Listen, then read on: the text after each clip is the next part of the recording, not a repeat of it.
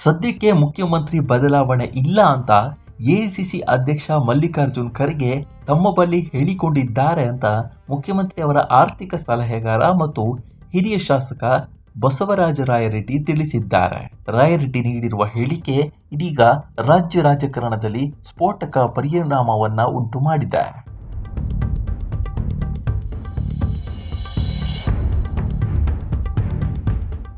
ತಾವು ದೆಹಲಿಗೆ ಭೇಟಿ ನೀಡಿದ ಸಂದರ್ಭದಲ್ಲಿ ಮಲ್ಲಿಕಾರ್ಜುನ ಖರ್ಗೆ ಅವರೊಂದಿಗೆ ಚರ್ಚೆ ನಡೆಸಿದ್ದೇನೆ. ರಾಜ್ಯದಲ್ಲಿ ಇನ್ನೂ 2 ವರ್ಷ ಕಾಂಗ್ರೆಸ್ ಆಡಳಿತ ಇರಲಿದೆ. ಅನಂತರ ಮತ್ತೆ ವಿಧಾನಸಭಾ ಚುನಾವಣೆ ಎದುರಿಸಬೇಕು. ಅದಕ್ಕಾಗಿ ಜನಪರ ಆಡಳಿತ ನೀಡುವ ಅಗತ್ಯ ಇದೆ. ಸಚಿವ ಸಂಪುಟ ಪುನರ್ರಚನೆ, ಮುಖ್ಯಮಂತ್ರಿ ಬದಲಾವಣೆ ಕುರಿತಂತೆ ಶಾಸಕರು, ಹಿರಿಯ ನಾಯಕರು ಗೊಂದಲಕಾರಿ ಹೇಳಿಕೆಗಳನ್ನು ನೀಡುತ್ತಿದ್ದಾರೆ. ಈ ಬಗ್ಗೆ ಸ್ಪಷ್ಟನೆ ನೀಡುವಂತೆ ಮನವಿ ಮಾಡಿದ್ದೆ ಎಂದು ರಾಯರೆಡ್ಡಿ ಹೇಳಿದ್ದಾರೆ. ಈ ವೇಳೆ ತಮ್ಮೊಂದಿಗೆ ಮಾಹಿತಿ ಹಂಚಿಕೊಂಡ ಮಲ್ಲಿಕಾರ್ಜುನ್ ಖರ್ಗೆ ಅವರು, ಈಗಾಗಲೇ ಸಿದ್ದರಾಮಯ್ಯ ಅವರನ್ನ ಮುಖ್ಯಮಂತ್ರಿ ಎಂದು ಆಯ್ಕೆ ಮಾಡಲಾಗಿದೆ. ಬದಲಾವಣೆ ಸದ್ಯಕ್ಕಿಲ್ಲ. ಒಂದು ವೇಳೆ ಅಂತಹ ಪರಿಸ್ಥಿತಿ ಬಂದರೆ ಹೈಕಮಾಂಡ್ ನಿರ್ಧಾರ ತೆಗೆದುಕೊಳ್ಳುತ್ತೆ. ಆ ಸಂದರ್ಭದಲ್ಲಿ ಶಾಸಕರ ಅಭಿಪ್ರಾಯವನ್ನು ಪರಿಗಣಿಸಲಾಗುತ್ತೆ ಅಂತ ತಿಳಿಸಿದ್ರು ಎಂದು ರಾಯರೆಡ್ಡಿ ಹೇಳಿದ್ದಾರೆ.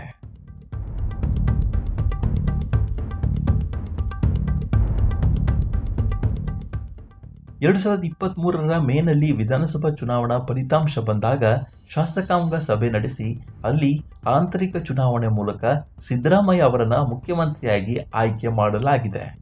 ಈಗ ಬದಲಾವಣೆ ಮಾಡಬೇಕಾದ್ರೂ ಮತ್ತೆ ಮತಪೆಟ್ಟಿಗೆ ಇಟ್ಟು ಚುನಾವಣೆ ನಡೆಸಿ ಶಾಸಕರ ಅಭಿಪ್ರಾಯ ಕೇಳಬೇಕು. ಬದಲಾವಣೆ ಅಷ್ಟು ಸುಲಭವಲ್ಲ ಅಂತ ರಾಯರೆಡ್ಡಿ ಹೇಳಿದ್ದಾರೆ. ಸಿದ್ದರಾಮಯ್ಯ ಅವರ ಬಣದಲ್ಲಿ ಗುರುತಿಸಿಕೊಂಡಿರುವ ಬಸವರಾಜ ರಾಯರೆಡ್ಡಿ ಒಂದು ಕಾಲದಲ್ಲಿ ಮಲ್ಲಿಕಾರ್ಜುನ್ ಖರ್ಗೆ ಅವರ ಪರಮಾಪ್ತರಾಗಿದ್ದರು. ನಾಯಕತ್ವ ವಿಚಾರ ಬಂದಾಗಲೆಲ್ಲ ಬಸವರಾಜ ರಾಯರೆಡ್ಡಿ ಸಿದ್ದರಾಮಯ್ಯ ಅವರ ಪರವಾಗಿಯೇ ವಕಾಲತ್ತು ವಹಿಸುತ್ತಿದ್ದಾರೆ.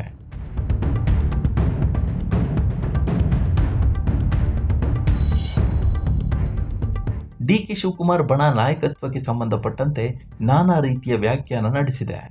ಸಿದ್ದರಾಮಯ್ಯ ಅವರ ಪರವಾಗಿ ಮಾತನಾಡುವವರ ಸಂಖ್ಯೆ ಇತ್ತೀಚೆಗೆ ಕ್ಷೀಣಿಸಿತ್ತು. ಸಚಿವರು ಅಲ್ಲಲ್ಲಿ ಪ್ರತ್ಯೇಕ ಸಭೆಗಳನ್ನು ನಡೆಸುತ್ತಿದ್ದರಾದರೂ ಬಹಿರಂಗ ಹೇಳಿಕೆಗಳನ್ನು ನೀಡುವಾಗ ಹಿಂದೇಟು ಹಾಕ್ತಿದ್ದರು. ಅಂತಹ ಸಂದಿಗ್ಧ ಪರಿಸ್ಥಿತಿಯಲ್ಲಿ ರಾಯರೆಡ್ಡಿ ಹೇಳಿಕೆ ಸಿದ್ದರಾಮಯ್ಯ ಅವರ ಬಣಕ್ಕೆ ಬಲ ತಂದುಕೊಟ್ಟಿದೆ.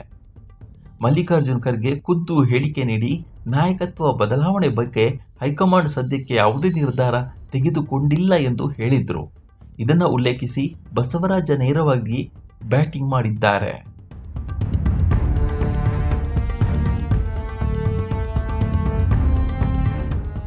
ನಾಯಕತ್ವ ಬದಲಾವಣೆ ಇಲ್ಲ ಎಂದು ತಮ್ಮ ಬಳಿ ಖರ್ಗೆ ಅವರು ಹೇಳಿದ್ದಾರೆ ಎಂದಿರೋದು ಭಾರೀ ಚರ್ಚೆಗೆ ಗ್ರಾಸವಾಗಿದೆ. ಒಂದು ವೇಳೆ ನಾಯಕತ್ವ ಬದಲಾವಣೆ ಆಗಬೇಕು ಅಂತಾದರೆ ಖುದ್ದು ನೀವೇ ಮುಖ್ಯಮಂತ್ರಿ ಆಗಬೇಕೆಂದು ಮಲ್ಲಿಕಾರ್ಜುನ್ ಖರ್ಗೆ ಅವರಿಗೆ ಆಹ್ವಾನ ನೀಡಿರುವುದಾಗಿ ಬಸವರಾಜ ರಾಯರೆಡ್ಡಿ ಹೇಳಿದ್ದಾರೆ. ಇದು ರಾಜ್ಯ ರಾಜಕಾರಣದಲ್ಲಿ ಮತ್ತೊಂದು ಹೊಸ ಚರ್ಚೆಯನ್ನು ಹುಟ್ಟುಹಾಕಿದೆ.